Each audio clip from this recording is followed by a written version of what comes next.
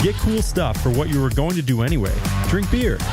With Buy Beer, Get Gear from Labatt, you can just snap a photo of your receipt and upload it to the website to rack up points for exclusive merch. Get points for every purchase, whether you're grabbing a pint on draft, a case for a party, or a tall boy at the stadium. Any size, any product, anywhere you buy Labatt. Buy beer, get gear. Sign up now at rewards.labattusa.com.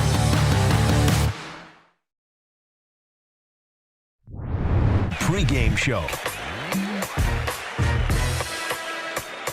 Coming off the heels of a Philadelphia delight, Syracuse men's basketball returns to the Dome. One final tune-up for the Orange ahead of a long-awaited trip to the desert. With the Players Era Championship in Las Vegas on the horizon, the top scoring defense in the country takes the floor and looks to lock down a 4-0 start to the season. It's CST After Dark. We're hanging out late night. We've got Syracuse and Monmouth, and it's right here on Cuse Sports Talk and ESPN Syracuse. And with that, we welcome you here in studio, downtown Syracuse. Giovanni Heater with you, hanging out late night, and we get you set for the Monmouth Hawks, the Syracuse Orange, one of those vaunted 9 p.m. tips. Yes, 9 p.m. tips in the Dome. I know it's everybody's favorite. It hits a little bit different as well when you're doing it in the non-conference portion of the schedule. It's not an ACC game, right? You look at the schedule, you say, Monmouth, 9 o'clock in the Dome? What are we doing? But it's because Syracuse gets to play on the ACC network tonight. A little bit of national television for the Orange. Looking to put it all on display. One last final tune-up for the Syracuse basketball team before things get very, very real, very, very quickly when they head out to Vegas, and they'll face the likes of Houston, of course.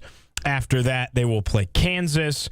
And then after that, you beg the question, who will be that third team that Syracuse ends up facing out in Las Vegas in that tournament?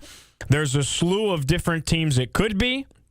They range from some of the top caliber teams in the country to maybe not so much, but still high-quality opponents for what this tournament is. And the opportunity in front of the Orange is unbelievable. Because if you go out there and you really impress and really make a name for yourself, essentially the sky's the limit for Syracuse in that scenario. So everything very much so in front of this Syracuse basketball team right now. But it starts tonight. It starts in the Dome against Monmouth as they continue to really take these strides. This is a Syracuse team that it feels like has been running out of the gate. And it's been pretty seamless. And I think it all has started with the defense for Syracuse basketball. I mentioned it in the open, but in case somehow you didn't necessarily hear it, this Syracuse basketball team right now has the top statistical defense in the entire country. Period. Bar none. You can sit here and tell me you don't care who they play. They haven't played anybody this, and that. Fine. But when you look at what the problem was last year, and the biggest problem was that Syracuse could not get stops defensively, and they really struggled with off-ball defense a season ago. And that was one of the biggest storylines and biggest talking points heading into the 2025-2026 campaign, year 3 for Red Autry. And when you look at that, and you see that they're 3 games in, the number 1 scoring defense in the country. They have the best field goal percentage defense in the country, the best 3-point percentage defense in the country. When you look at that and you say the contrast to last year, you have to be feeling good.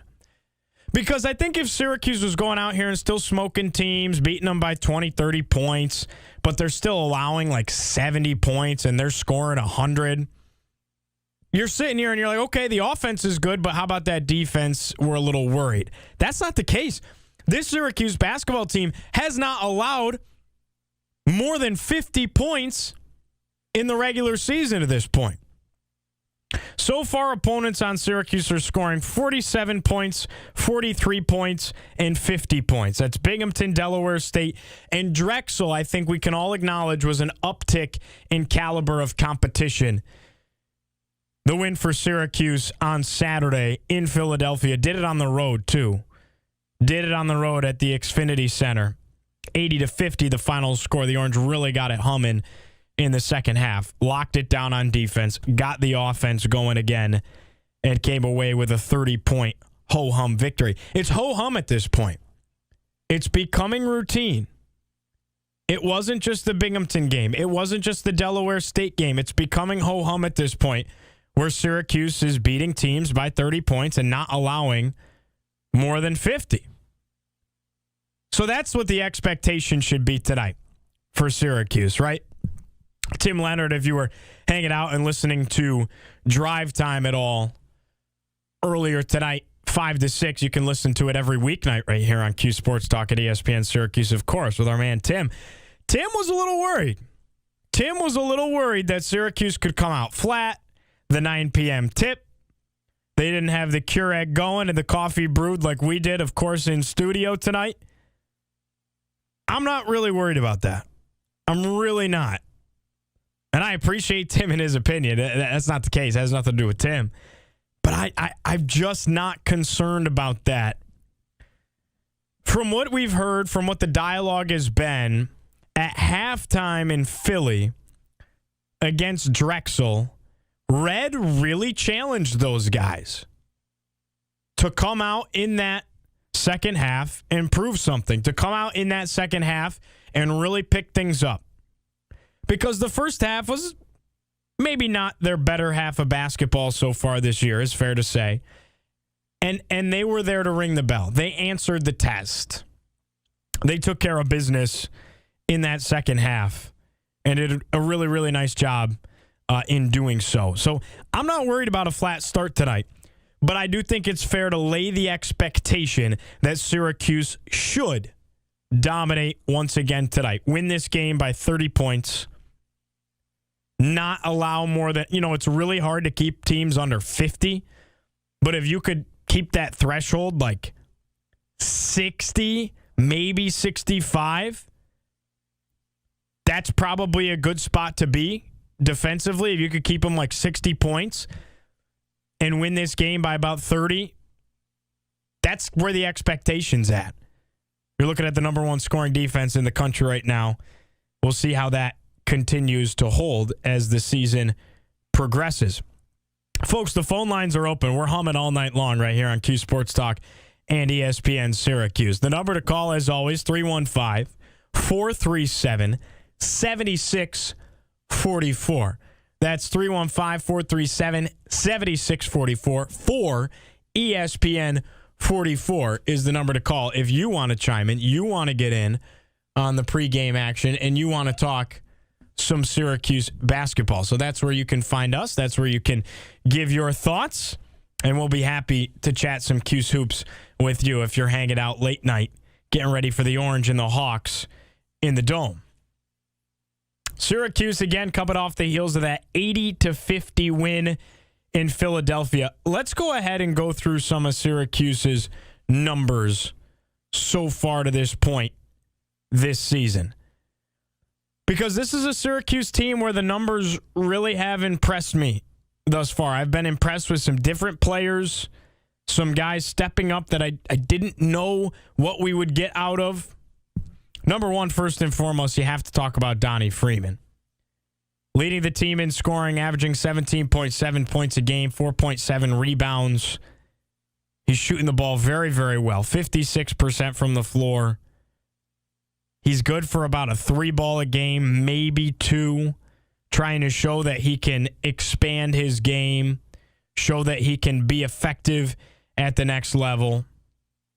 That's what you're getting so far out of Donnie Freeman, and it's been good stuff for the Cuse. But it goes well beyond him. I think the brightest spot to this point has been Kyan Anthony. I think at times he's been the best player on the floor because I'd like to see Donnie rebound the ball a little bit more. I don't think he's going to sit at that 4.7 rebounds a game number. I really don't think he is. I think he's going to end up elevating that a bit. But that's where he's at right now. He's averaging about 4 rebounds a game. And for your 4, you'd maybe like to see a little bit more in the rebounding department out of Donnie. And that's why I say I've yet to see a gap in Kian's game. And you really can't even point to the defense and say there's gaps there because this is the number 1 scoring defense in the country, and nobody's scoring on them. Kian's averaging 17.3 points a game, 2.3 assists, and it's his shooting numbers, man. Kid doesn't miss, and he's smart. He doesn't take bad shots. He really doesn't. He sets himself up. He can create, and he doesn't take bad shots. 63.6% from the floor. He's 44.4% from beyond the arc. If that's not a nice number in Central New York, I don't know what is. And he's shooting at 50% from the stripe. That's his worst number. And if free throws is the problem with the true freshman, you're going to take that. You're going to take that 10 times out of 10 if free throws is the issue, because that is something that you can grow upon as the season progresses. Another guy that has been tremendous to this point for Syracuse is William Kyle. And it really feels like he just continues to get better game after game for this Syracuse team. He was the guy that I didn't know what you'd get from.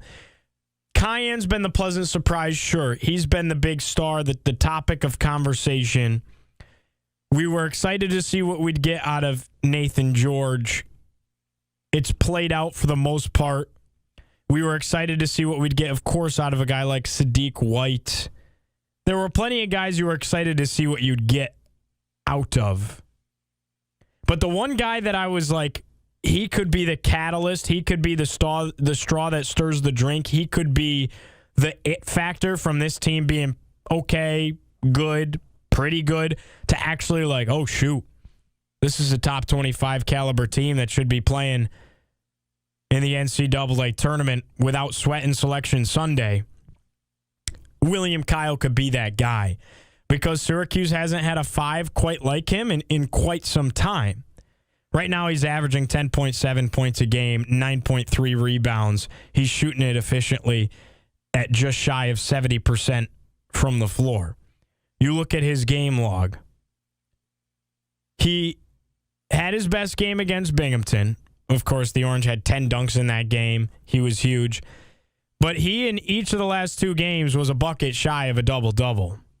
He only had 5 rebounds against Binghamton. He had 13 rebounds against Delaware State and 10 against Drexel, on top of 6 blocks against Delaware State and 3 blocks against Drexel. For being 6'9", he's got a beyond 7-foot wingspan. Kid can jump out of the gym. He's going to be the catalyst for this team that can really take them to another level if they have a guy that can compete in the painted area and at the 5 position with the bigs that Syracuse is going to see this year. Because, again, when they go out to Vegas in a week's time, you're looking at Houston and Kansas, another high-caliber opponent. And then, of course, ACC play, a lot to be offered there. Not to mention Tennessee and the ACC-SEC Challenge. We're going to get to see what William Kyle is all about. But plenty to be excited about. Plenty to be excited about with Syracuse basketball. Feels like these 3 games, even though it's only 3 games in the non-conference against not great teams, it just feels like there's a different buzz around the Cuse basketball program. Head Coach Boeheim calling into Orange Nation today to talk Cuse basketball. I get he hasn't been retired that long. But middle of the day, not planned. Coach is just listening to the radio show with Steve and Paulie, and he's calling in. There's a different level of excitement. There's a different level of excitement that we haven't had with Syracuse basketball in Central New York in quite some time. So it's an exciting time to be a Cuse fan. This is a big, big tune-up game for the Orange, especially with the sleepy 9 p.m. start. Just adding to the challenges for them, right? They're going to be more accustomed because they're going to have to deal with a time change going out to Vegas, which they'll have a little bit of time to get acclimated. They're going to have to deal with playing multiple games, multiple days in a row, right? They're going to play Houston out there in Vegas. Immediately the next day, they're going to play Kansas. And then on either the 26th, which would be the next day, or Thursday the 27th, they're going to play another game. So no matter what, you're playing 3 games in either 3 days or 3 games in 4 days. Playing these 9 p.m.ers, just kind of another challenge, another wrinkle to get you ready. And you already went on the road once, took care of business in Philly against Drexel. Syracuse and Monmouth coming up at 9 p.m., top of the hour, inside the Dome. We're getting you ready pregame right here on Cuse Sports Talk at ESPN Syracuse. Phone lines are open if you want to chime in as we move along. 315-437-7644 is the number to call. We'll step aside for a quick break. When we return, we're going to go deep diving. Take a peek at Monmouth, a scouting report on the opponent. That's after this on CST and ESPN Syracuse. Auburn Community Hospital are proud supporters of Syracuse football radio coverage.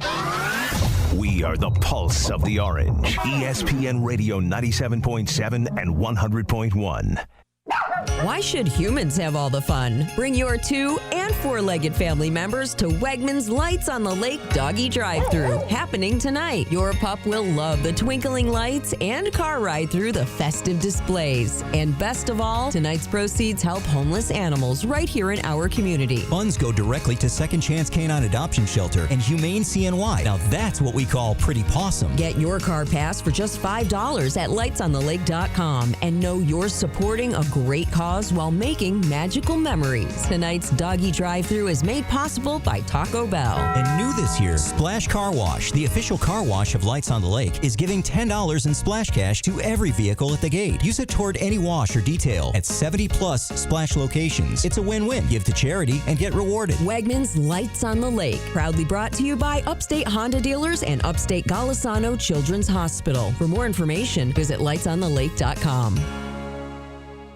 Smart buyers are choosing Toyota Gold Certified Used at Burdick Toyota. Choose a Toyota Certified Used Corolla, Camry, RAV4, Highlander, or Tacoma, including hybrid models. Then get today's best APR rate at Burdick Toyota in Cicero. At Burdick Toyota, all of our hand-picked pre-owned Toyota models offer terrific value for the money. And so do our other carefully chosen used rides. Find better used every day at Burdick Toyota in Cicero. Shop BurdickToyota.com.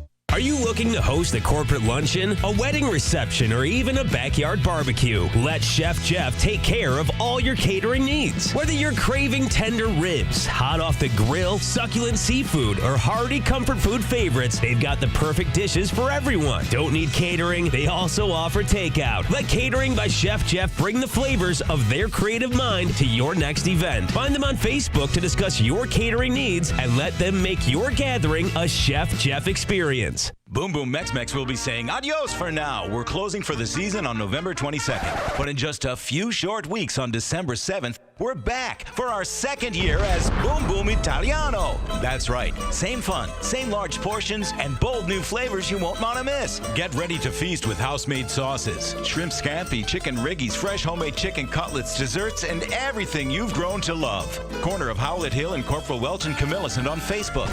Boom Boom Italiano. Ciao bella. A serious crash can change everything in an instant. Who you call for help matters. When you can't work, you need big results to get your life back on track.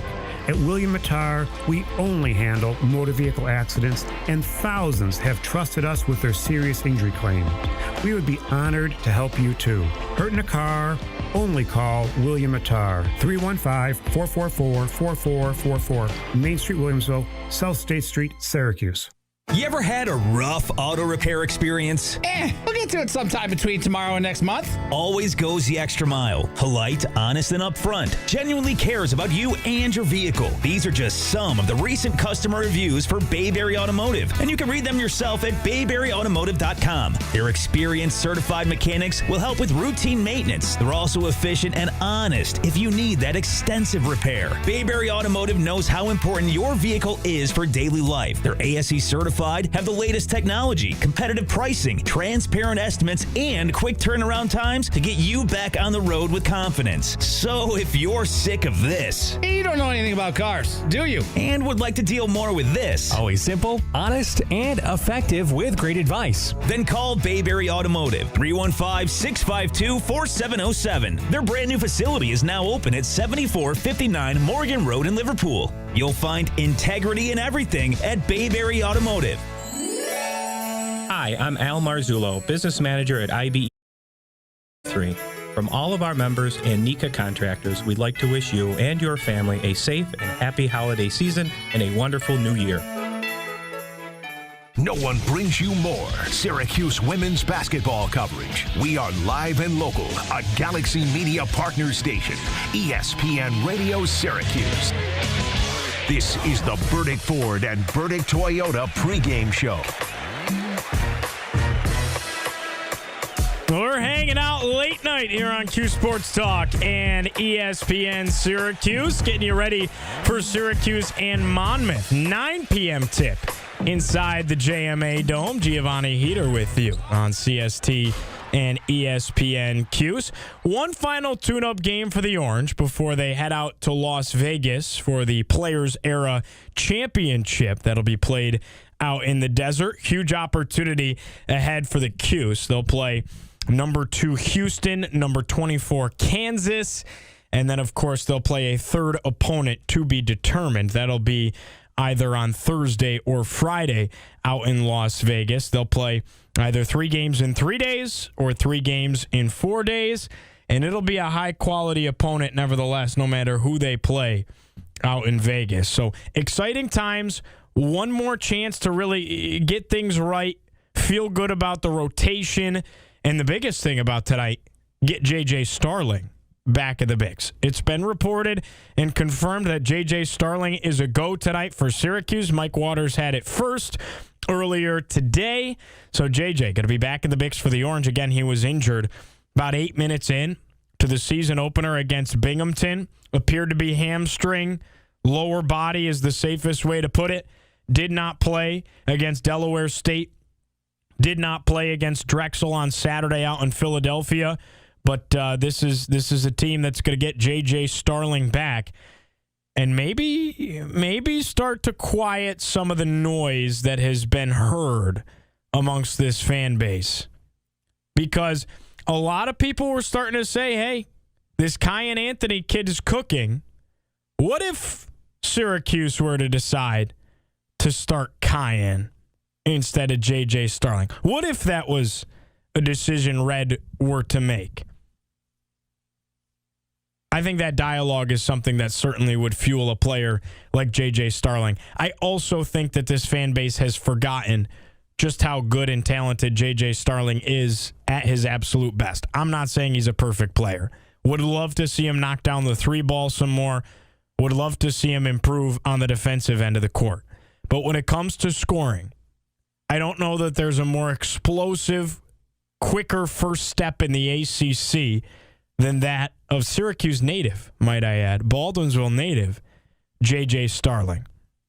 Kyan's been unbelievable. I think in the perfect world, you find a way to have them on the floor together.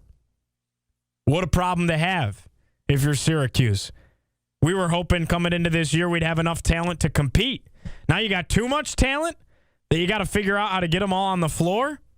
An embarrassment of riches 3 games into the season. Let's hope that momentum continues when the big boys come to play out in Vegas in just about a week's time.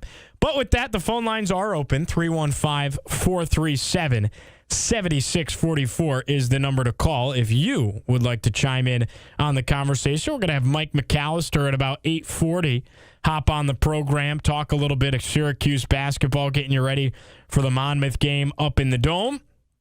And now it is time for our scouting report on Monmouth, talking about the Hawks. This is a team that comes in 1-2 on the year. They are 0-0 in CAA play, of course, the non-conference portion of the schedule. Monmouth coming into tonight ranks 234th in the KenPom rankings. So this is unfortunately one of those games. It's not going to help you really, in any way, shape, or form. You just have to go in there and bully them and blow them out, especially with the margin of victory metrics and the strength of schedule metrics, strength of record metrics that are all going to be present when the net rankings come and the NCAA tournament talk comes.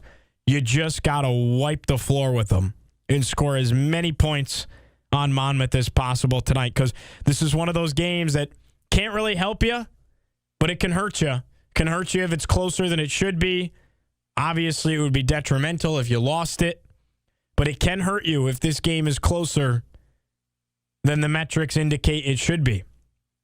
Syracuse, for comparison's sake, Syracuse ranks 48th in the Ken Pom compared to 234 for Monmouth. The Orange have moved up 20 spots in 3 games. This is a team that was in the low 60s, high 60s, I should say, heading into the season. They've now moved up to 48th in the Ken Pom, much in part to their incredible defense to this point, ranked number 1 in the country, best scoring defense in the nation, best field goal percentage defense in the nation, best three-point percentage defense in the country. Assist to turnover ratios in great shape at 18th in the country. This team is playing good basketball, both sides of the floor, especially on defense. Monmouth owns wins over Caldwell, and that's it. 2 losses so far this year. Losses to LaSalle, and they're coming off the heels of a fairly close loss to Seton Hall. Head coach King Rice, in his 15th season at the helm, has really built a program, sustainability at Monmouth. The Hawks were picked to finish 6th in the CAA prior to the season. In 14 years under Coach Rice, Monmouth has outperformed its rank in the preseason coaches poll 10 times. They almost always exceed the preseason expectations in the conference. They're picked to finish 6th this year in the CAA. In the losses to LaSalle and Seton Hall, this is a Monmouth team, folks, that led Seton Hall 34-27 at the halftime break in their last game. Ended up losing 70-58. The final score kept it very close with Seton Hall out in Jersey. Had 3 scores in double figures against the Pirates. As a unit, the Hawks recorded shooting splits of 52% from the floor in the first half, 57% from beyond the arc in the first half, and 75% from the charity stripe in the first half of action against Seton Hall. Scored 34 points against a quote-unquote, in basketball terms, I would consider the Big East to be in the conversation of power conference. Considering they had more NCAA tournament teams than the ACC last year, probably pretty fair. But again, this is a team that's been competitive, have kept things close. A close loss to LaSalle on their resume as well. You look at the final score of that LaSalle game for them, 60-73. Kept things interesting in the loss. So they're competitive. They're competitive. And this is, in a way, their Super Bowl, right? Getting to go to the Dome, play in the Dome, play against Syracuse. Some guys to be on the lookout for. Really, the one that jumps out is Stefanos Spartalis, the freshman from Greece. Stefanos Spartalis poured in 16 points for the second time in 3 games against Seton Hall. The freshman went 9-10 from the free throw line, so he got to the stripe, made you pay at the line. Talented freshman, no question about it. And the other guy to be on big lookout for has to be Jason Rivera-Torres. He's actually the team's leading scorer, and he's been pretty impressive so far this year. He's averaging 14.3 points per game, 7.7 rebounds, 3.7 assists, 2.3 steals, 2.7 blocks, shooting it at 48% from the floor, 50% from beyond the arc. Kid's got talent. Comes from the University of San Francisco last year. But before that, played at Vanderbilt for a season. So this is his 3rd stop. But again, at one point out of high school was looked at as an SEC basketball player playing at Vanderbilt. So Jason Rivera-Torres, the leading scorer for Monmouth. Some more numbers for you in specific moments. Jack Collins. I'd say that's the third guy to keep an eye on. He's their veteran senior at the forward spot. An 11 first-half point performance against LaSalle. Had 3 3-pointers in that first half. The senior finished with 13 points in the game, 5 rebounds, and he scored in double figures against LaSalle. Also against LaSalle, Monmouth finished with 11 blocks in the game. This is in a loss, by the way. 11 blocks, 3 players had 3 or more blocks in the contest. Worth noting. And then Jason Rivera-Torres, who we had already mentioned, he led the Hawks with 20 points against LaSalle. So he dropped a 20-dime 2 games ago. They are 1-2 rather, and they are looking to pick up their first win ever against Syracuse. They are also looking to pick up their first win over an ACC opponent since December 12th, 2021, when they beat Pittsburgh. Again, they have never beaten Syracuse. So that's a little bit of insight on what to expect out of Monmouth. With that, we'll step aside. We will take a quick break. When we return, we're going to have our injury report. We're going to talk a little bit more about J.J. Starling. We're also going to talk to our man, Mike McAllister. That's coming up after this. You're listening to Cuse Sports Talk and ESPN Syracuse. Did you miss Drive Time with Tim Leonard? Well, here's what you missed. I can understand why you would be optimistic right now if you are a Syracuse basketball follower. But are we overreacting? We weren't going to let the first 4 games shape the discussion of the team. It probably wouldn't change anyone's opinion that much. Then they happened. I just can't wait to see them play against a legitimate team. That's the biggest takeaway I have right now with basketball. Drive Time with Tim Leonard, 5 to 6 on ESPN Syracuse.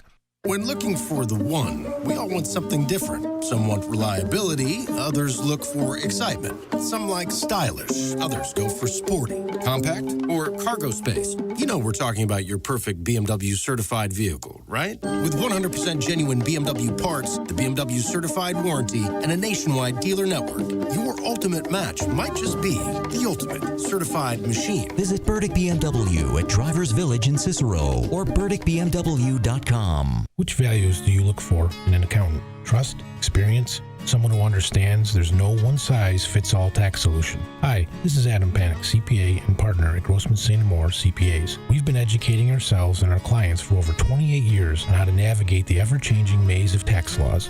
In today's economy, it's important to know how these changes apply to your own tax situation. I encourage you to take control of your taxes this year by letting Grossman St. Moore CPAs help you. Visit us online at gsacpas.com. Syracuse Bicycle. Ride bikes, have fun, feel good. We carry products we love, provide hospitality to our customers, and change the world by getting more people on bikes. Syracuse Bicycle is the locally owned, largest bicycle shop with passionate staff, ready to help you have fun and feel good on your new bicycle and e-bike. Test ride top brands today at Syracuse Bicycle. Not everyone can ride their bike everywhere, but everyone can ride their bike somewhere. 2540 Erie Boulevard East, or visit us at syracusebicycle.com today.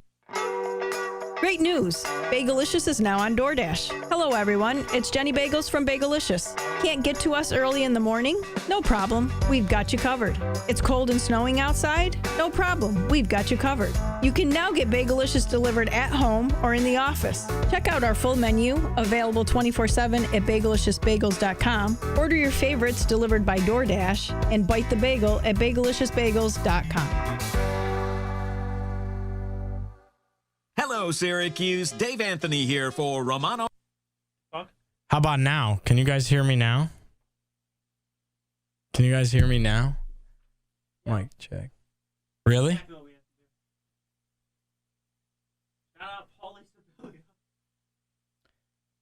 Oh, looks good. All right, perfect.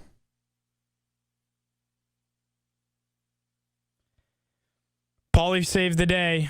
Paulie saved the day, guys. It's all Paulie. Perfect. All right. Now we're rocking and rolling. Sorry about that, guys. I actually blame Paulie because he must have switched that.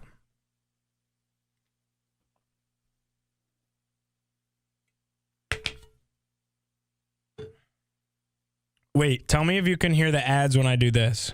Bill. Limit Can one you hear per the ads now? household. Hiring now. The William George.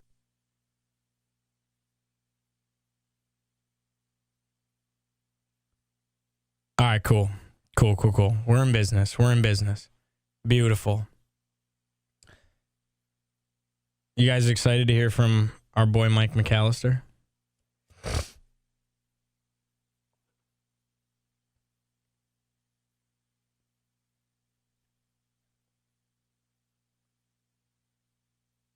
Drop some questions in the chat that you guys want answered. Love doing Q&As.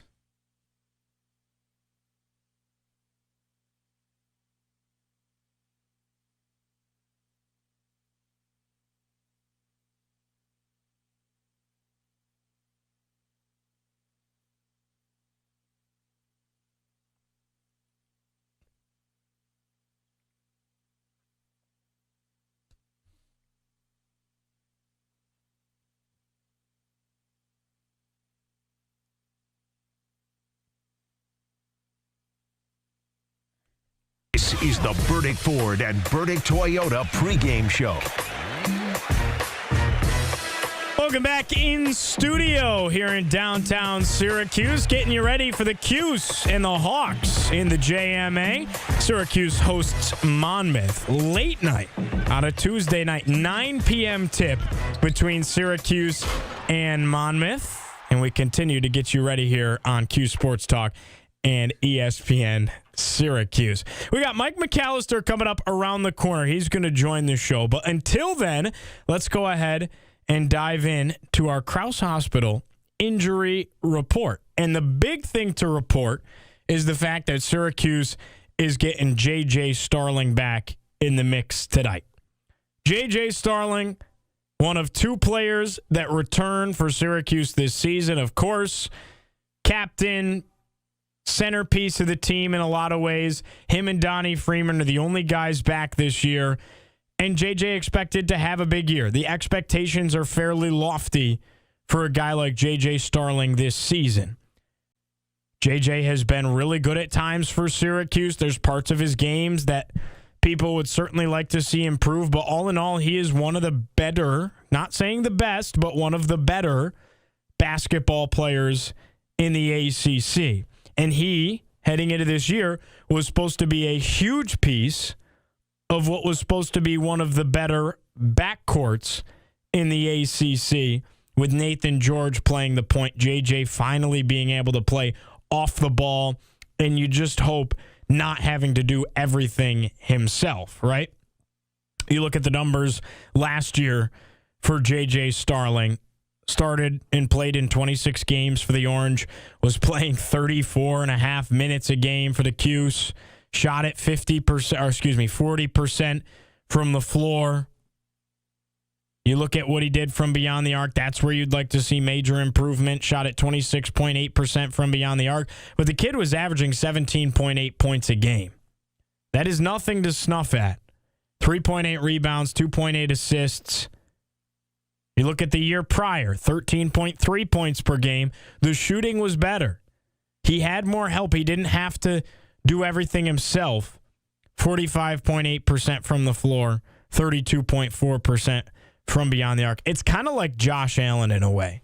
Like it felt like last year J.J. Starling had to be Superman for Syracuse to have any kind of a shot, right? And it's not a perfect comparison. The Bills win a lot of games. Syracuse did not last year. So it's not a perfect comparison. Point being, JJ doesn't have to be Superman on this team. Even better that he can play off the ball where I think he's best suited and let Nathan George facilitate and really start cooking off the ball and get the offense humming for Syracuse. We'll see how the defense changes tonight with J.J. Starling on the floor.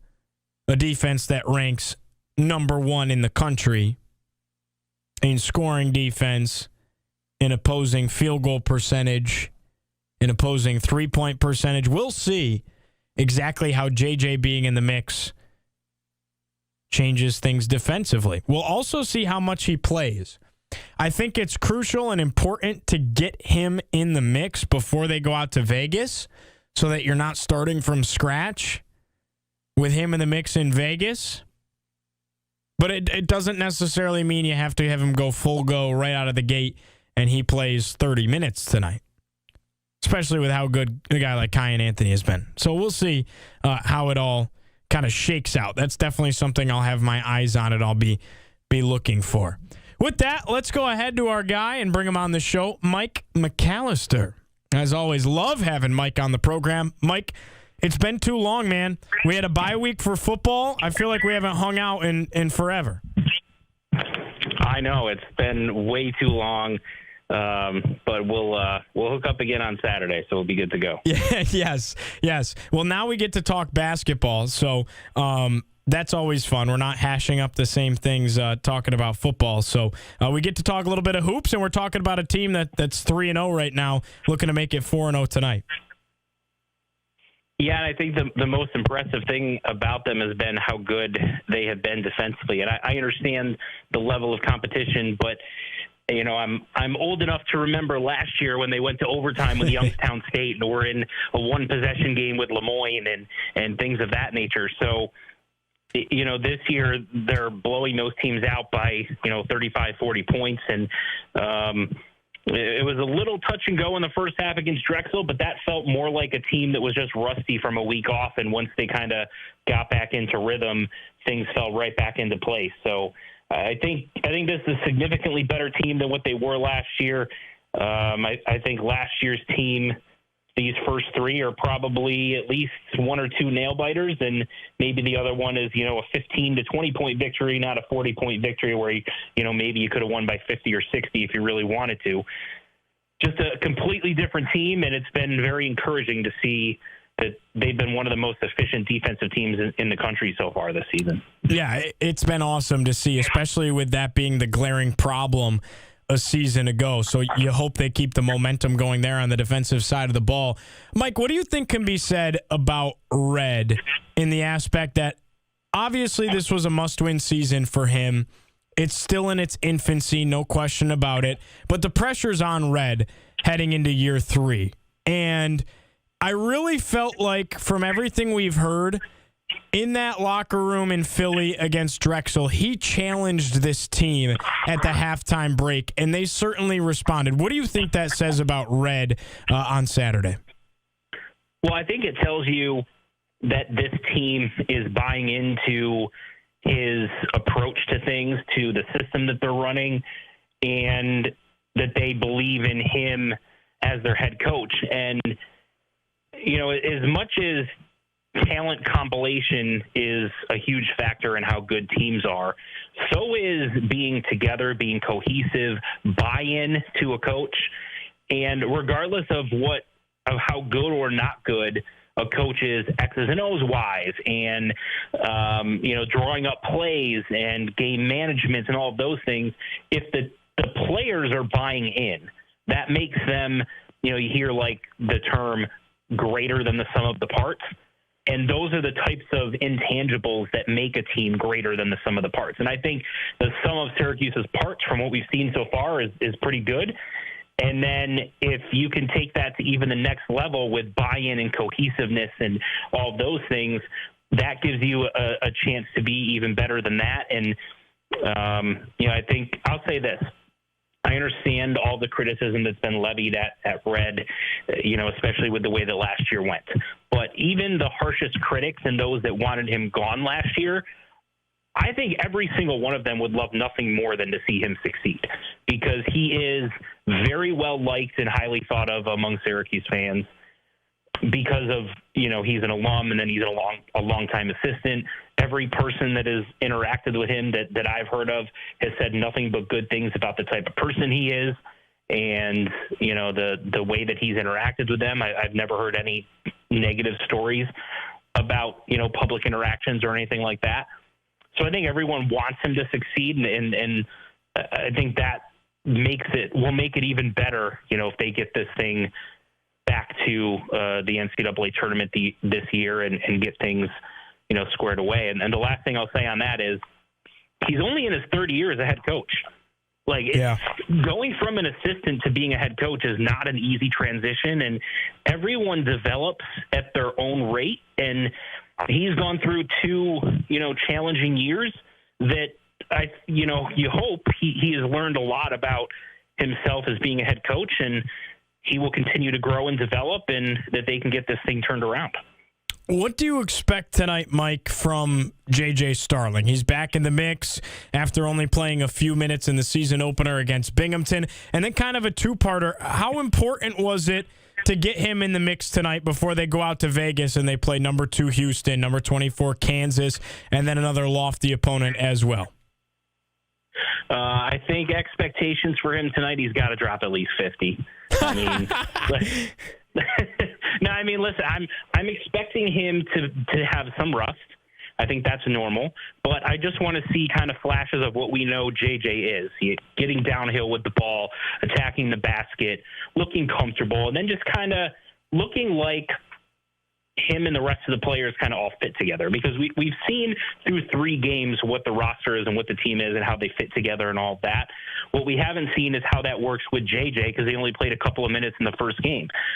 So let's see some continuity there. Let's see that work with this team. And then to your point, if he's going to have some rust and he's going to have some growing pains as far as getting kind of back into rhythm, let's do that against Monmouth and not against Houston or Kansas. So this is huge from that perspective, and kind of give everyone a little bit of a tune-up before they get into those games.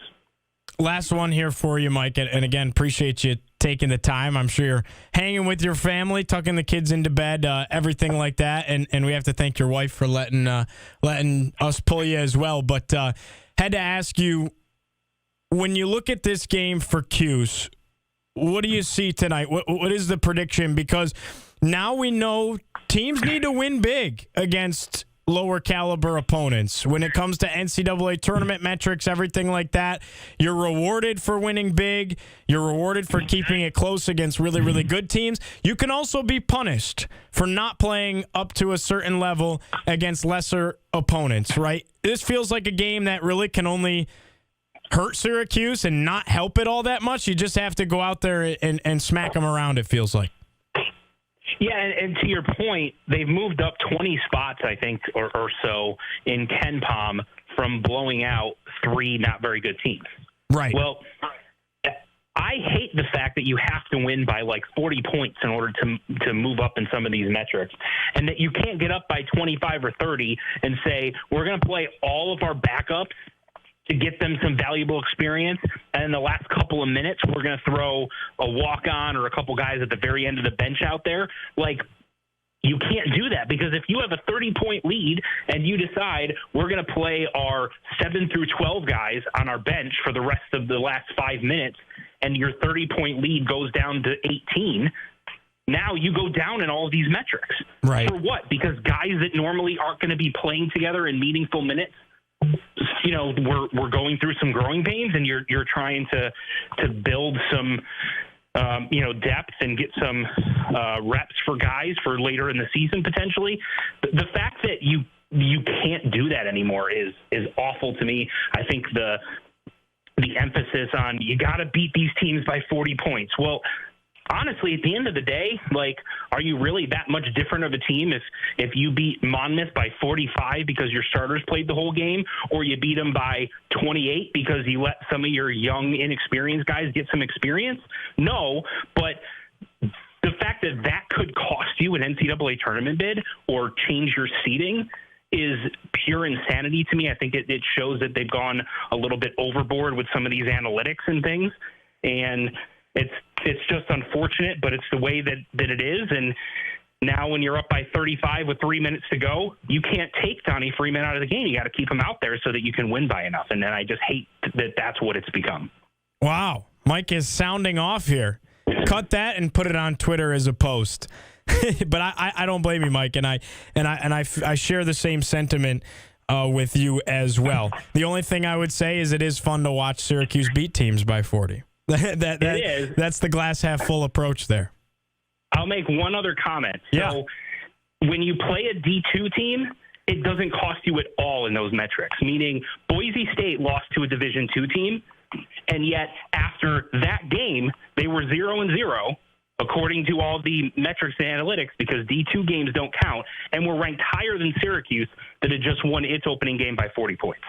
That is stupid to me. You lose to a D2 team, and it doesn't impact your net, your Ken Pom, your Evan, whatever. Right. Your Bart, it doesn't affect any of that because D2 games don't count.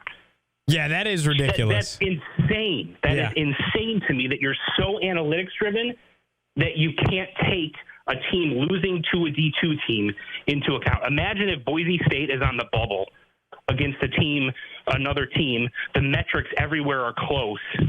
The committee puts Boise State in. Boise State has a loss to a D2 team and the other team doesn't. I mean, that's what could potentially end up happening. And because of the way they have all this laid out, that's what could happen. It's just, I think they've overthought it in a lot of ways. Yeah, no, that's wild. Luckily, if you're losing to a D2 team in November, you might not be pushing for a tournament spot come March. But I hear you. Mike, appreciate you big time, my man. And we'll be hanging out on Saturday. I can't wait for it. We'll do it at Orange Crate. We'll throw it down for one last Cuse football road hurrah.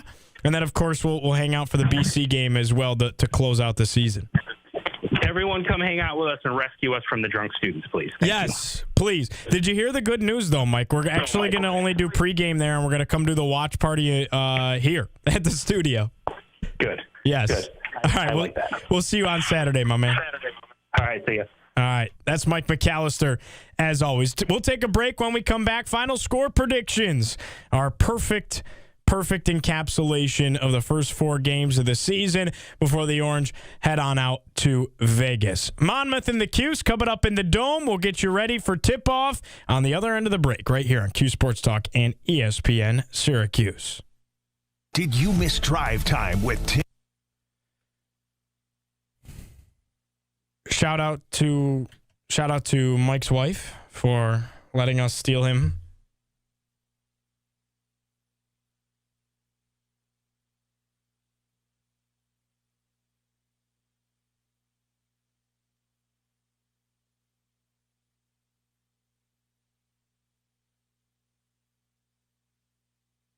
Yo.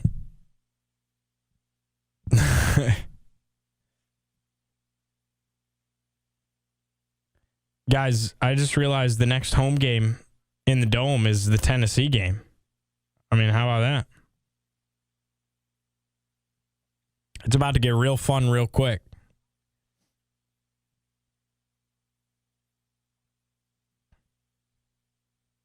Who is my favorite? I don't know what that means. What does that mean? Like reserve on the bench on the team? Like bench player? I would say it's a good question.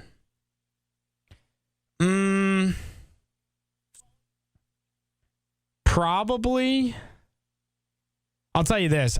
I think it could end up being my favorite reserve might be Nate Kings when it's all said and done, because I think Cayenne's going to force his hand to get to start over Nate Kings. Now, Nate Kings is going to be crucial because of the defensive side, because of his shooting ability, but he's not going to be a deep reserve. I would say probably either Bryce Zephyr or Tyler Betsy. Yeah, probably one of those two guys. Maybe I'll say Zephyr for the three-point shooting ability, but we'll see.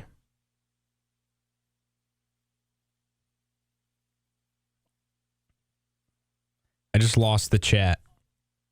I just accidentally X'd out of the chat, which means I didn't see any of the last couple of chats, unfortunately.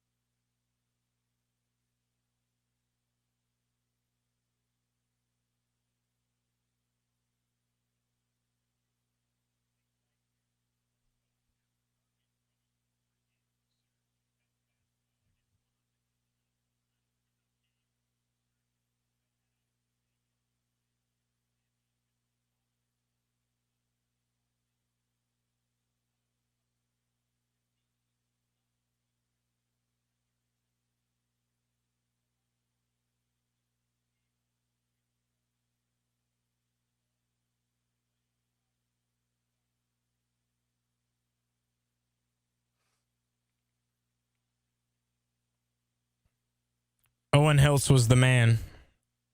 This is the Burdick Ford and Burdick Toyota pregame show. Just about 5 minutes away from tip-off in the JMA Wireless Dome between Syracuse and Monmouth. Late night, Cuse After Dark on a Tuesday night. 9 p.m. tip between the Hawks and the Orange, and we're getting you ready for it with one final segment here on Cuse Sports Talk and ESPN Syracuse. Giovanni Heater with you all night long. You can join us post-game as well. We'll have you covered immediately following, hopefully, a Syracuse win, and we'll talk to you to break it all down. But now it is time for our Upstate Imports starting lineups for tonight's game inside the Dome. Starting first for the visiting Monmouth Hawks, Jason Rivera-Torres, starting point guard, averaging 14.3 points a game, 7.7 rebounds. He gets the start. Justin Ray will play the 2, averaging 8.7 points a game. Jack Collins, the senior veteran, will play the 3. He's averaging 9 points a game. Cornelius Robinson Jr., he will play the 4, averaging 3 points a game, 2.3 rebounds. And then probably the other biggest guy to watch, the man from Greece, true freshman at the 5, Stefanos Spartalis. He averages 13 points a game, 5.3 rebounds. He will play the 5 for Monmouth tonight. Syracuse going to have a big size advantage, and it starts with J.J. Starling making his first start since the Binghamton game where he was injured. Has not played each of the last 2 games for the Orange.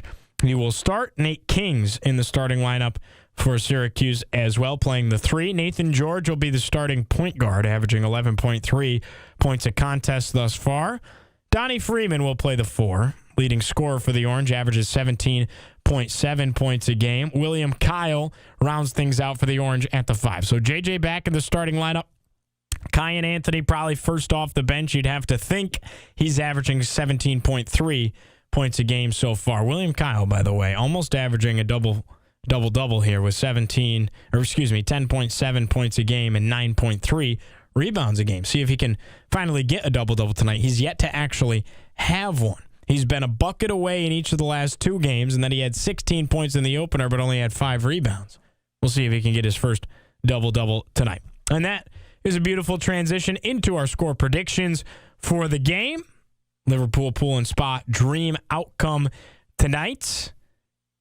I'm going with the Cuse, obviously, and Tim's a little worried. Some people in the office today a little worried that they might be a little sleepy. 9 o'clock start, this, that, and the other. No, I saw what I needed to see with Red really challenging them at the halftime break against Drexel. They also just played on Saturday.